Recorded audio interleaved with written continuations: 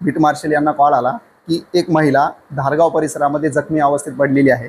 अशा माहितीवरून beat marshal आम्ही स्वतः तपासपता घेऊन तसेच आमचे क्राईम पी आय सर हे स्वतः हजर आले।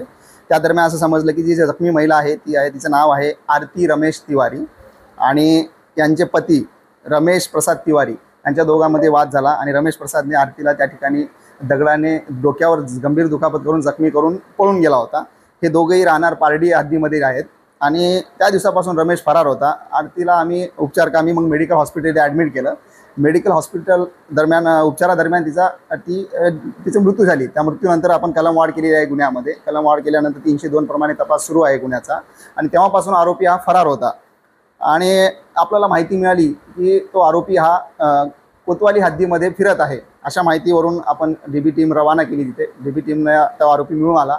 त्या आरोपीला अटक केलेली आहे। आरोपीचा PCR घेतलेला आहे। सध्या आरोपीचे अटक असून आरोपीचा तपास सुरू आहे आणि आरोपी तपास हा PSI राऊत साहेब करत आहेत।